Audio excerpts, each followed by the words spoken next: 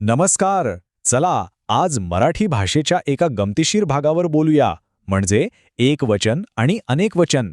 एखादी वस्तू एक असते, मग ती अनेक कशी होते, हेच कोडं आज आपण सोडवणार आहोत. बरं, आज आपण काय काय बघणार आहोत? आधी तर एक आणि अनेक म्हणजे काय हे समजून घेऊ. मग काही सोपे नियम बघू आणि हो, जे शब्द कधीच बदलत नाहीत त्यांच्या मागची गंमतही जाणून घेऊ. चला तर मग सुरू करूया. चला आपल्या पहिल्या भागाकडे येऊया. मराठीत एक वचन म्हणजे एकच वस्तू आणि अनेक वचन म्हणजे एकापेक्षा जास्त. हे ऐकायला खूप सोपं वाटतं नाही का? पण खरी गंमत तर आता पुढे आहे. आता जरा ह्या स्लाइडकडे बघा. एका बाजूला आहे कुत्रा, ज्याचं अनेक वचन होतं कुत्रे. पण दुसऱ्या बाजूला बघा, देव हा शब्द एक असो किंवा अनेक, तो देवच राहतो. असं का बरं होत असेल? हाच तो प्रश्न आहे जो आपल्याला विचार करायला लावतो. एक शब्द बदलतो पण दुसरा तस्साच्या तस्सा राहतो. का? याचं उत्तर आहे ना, ते मराठी व्याकरणाच्या काही सोप्या नियमांमध्ये लपलेलं आहे. चला आपण ते नियम शोधून काढूया. चला तर मग सगळ्यात कॉमन आणि महत्त्वाच्या नियमापासून सुरुवात करू.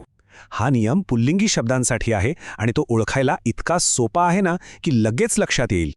हे बघा इथे, घोडा या शब्दाचा शेवट आ या स्वराने होतोय, बरोबर? आणि त्याचा अनेक वचन काय झालं? घोडे. म्हणजे शेवटचा स्वर ए झाला. हाच तो बदल आहे ज्याबद्दल आपण बोलतोय. तर नियम अगदी साधा आहे. जर एखादं पुल्लिंगी नाव आने संपत असेल तर त्याचं अनेक वचन करताना बहुतेक वेळा ए होतो. हा मराठीतला एक अगदी क्लासिक पॅटर्न आहे, लक्षात ठेवा. आता हे अजूनच सोपं वाटेल. बघा, ससाचं झालं ससे, रस्ताचं रस्ते, मुलगाचं मुलगे आणि आंबाचं आंबे. पाहिलंत? सगळ्या शब्दांमध्ये तोच नियम लागतोय. आचा ए होतोय. आहे की नाही सोपं? ओके, पुल्लिंगी शब्दांचा नियम तर आपण पाहिला. आता वळूया स्त्रीलिंगी शब्दांकडे. इथे एकापेक्षा जास्त नियम आहेत, पण घाबरू नका, ते पण तितकेच सोपे आणि लॉजिकल आहेत. ह्या तक्त्यात बघा, सगळं किती छान मांडलंय. जर शब्दाच्या शेवटी ई असेल तर अनेक वचन करताना या लागतो, जसं नदीचं नद्या. जर शेवटी ऊ असेल तर लागतो वा, सासूचं सासवा. आणि जर शेवट एखाद्या व्यंजनाने होत असेल तर कधी आ लागतो, जसं विटचं विटा, तर कधी ई लागतो, जसं भिंतचं भिंती. वेगवेगळे आहेत पण पॅटर्न नक्की आहे. म्हणजे एक गोष्ट आपल्या लक्षात आली असेल, अनेक वचन कसं करायचं याचा क्लू त्या शब्दाच्या एकवचनी रूपातच दडलेला असतो. आपल्याला फक्त तो शेवटचा अक्षर किंवा स्वर ओळखायचा आहे, बस.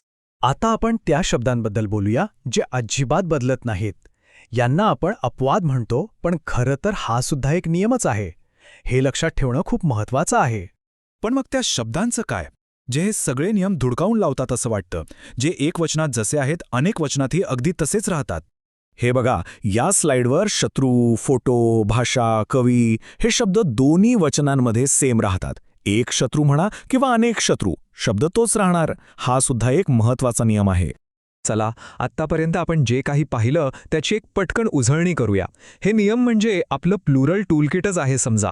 तर आपल्याकडे काय काय हत्यारं आहेत? पुल्लिंगी शब्दांसाठी आचा ए होतो, जसं कुत्रा कुत्रे. स्त्रीलिंगी शब्दांसाठी ईचा या, जसं नदी नद्या, आणि ऊचा वा, जसं सासू सासवा. आणि सगळ्यात महत्त्वाचं, काही शब्द अजिबात बदलत नाहीत, जसं देव देव.